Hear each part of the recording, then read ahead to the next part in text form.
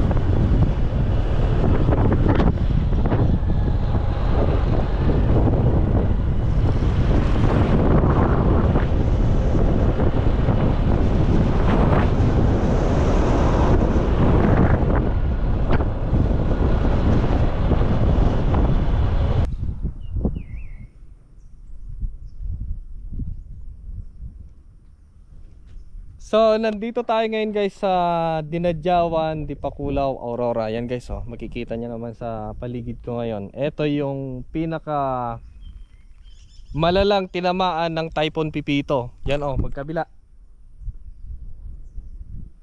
So dati ito ay hindi mo makikitang ganyan, puro kahoy yan. Punong kahoy, tapos doon hindi mo makikitang ganyan kakalbo. Signal number 5 na typhoon ang tumama dito. Grabe oh. Eto na guys ang pinakamalungkot na travel ko. Magsimula dun sa Dinalungan hanggang dito, kita mo na yung damage. Ang mga nyug kasi matitibay yan sa bagyo. Liban na lang kung signal number 5 yung tumama, talagang kita mo sa kanyang dulo na talagang walang natitira. Punta tayo dun sa mismong Dinadjawan, kasi doon ang talagang napuruhan. Maraming bahay doon ang nasira.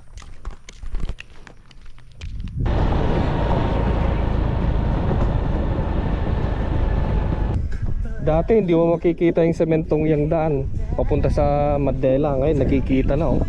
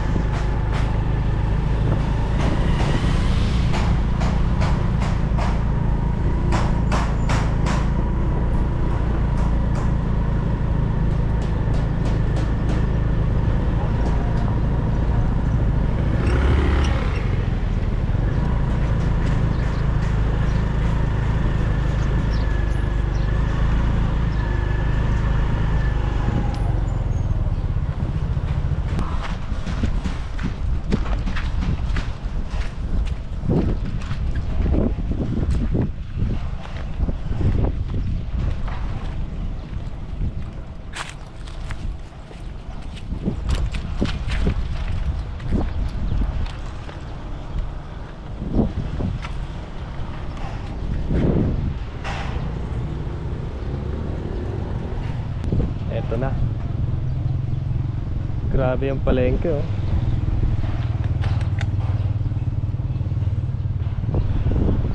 Konti natira sa bubong. So ganito pala kalala ang sira na may bibigay ng category 5 na typhoon. So malamang kung sa lugar namin to, sigurado nagpupukpok na rin ako ng yero ng bahay.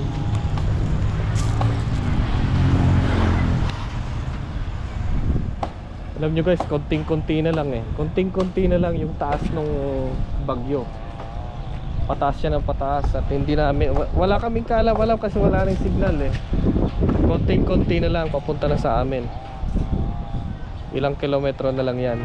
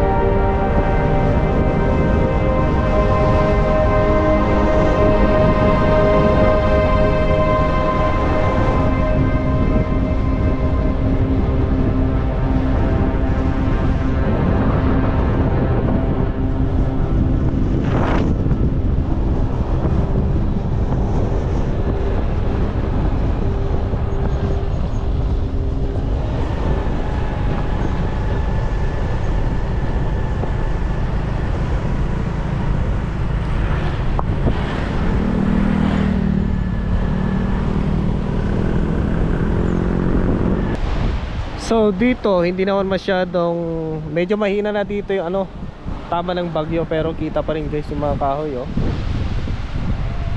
Napali.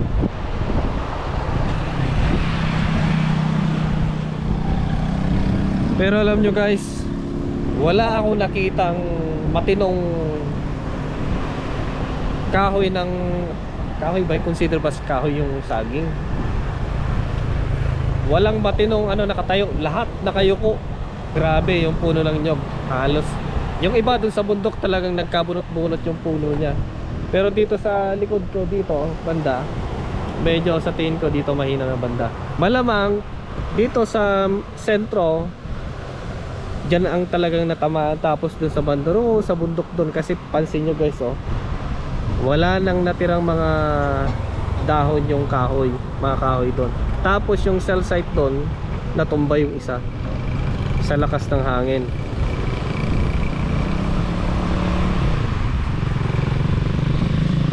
Dito sa Luzon, sa tingin ko ito pa lang yung ito pa lang yung pinakamalakas na bagyo. Malamang sa ngayon siguro, pero yung mga nakaraan noon meron na rin siguro, kaya lang hindi lang recorded kasi nga ang social media ngayon ay napakabilis, hindi kagaya na nawala pa. So grabe. Yung kanilang yung sports complex, yung covered court ng school, yung palengke, walang natirang bubong. Lahat totally natanggal lahat. Imagine kung ito'y tumama dun sa amin. Sabi nga nila sa Ilocano, por Diyos, por Santo. Ay naapo. Pero eto, ang daming mga naanod siguro to sa ilog. Ang daming mga kahoy libre.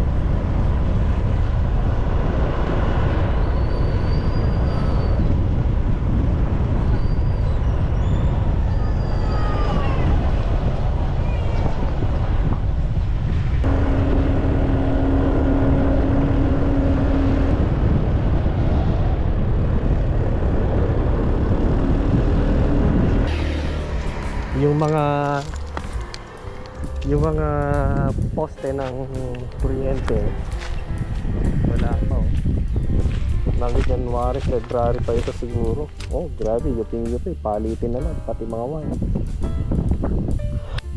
Yung konting karinderya dyan wala, totally kaayos lang siya. Tapos tingnan nyo guys, mapapansin nyo yung talagang yuko nung dahon ng mga nyog. Sabi nung matanda kanina na nakausap ko dun sa baba, tutubo pa yung ipa dyan, kaya lang karamihan ay mamamatay na kasi bugbog na yung ubod niya. Wala na, talagang napakalakas dito. Tapos doon sa sentro matagal ulit to bago makarecover. Yung punong kayo okay na yan, tutubo, madadahon ulit yan.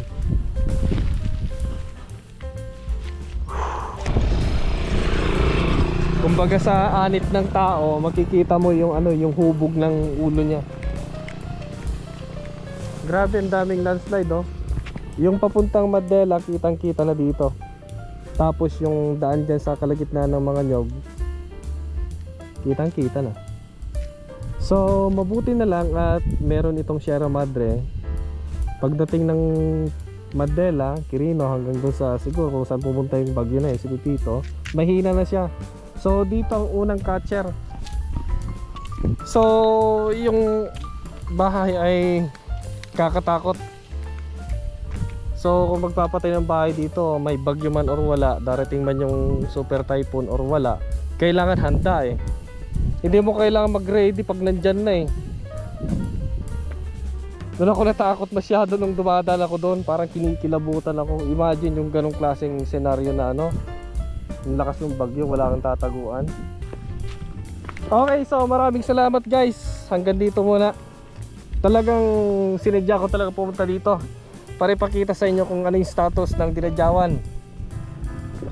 Ang Dinadyawan po kasi ay isa sa sikat na dinarayo para maligo, mag-unwind, mag-camping, maligo sa dagat. So eto ngayon, init. Hindi dati ganito, ang lamig dito kasi daming mga kahoy. Ang lakas mag-produce ng oxygen. So ngayon wala na oh. Ang linis. Okay.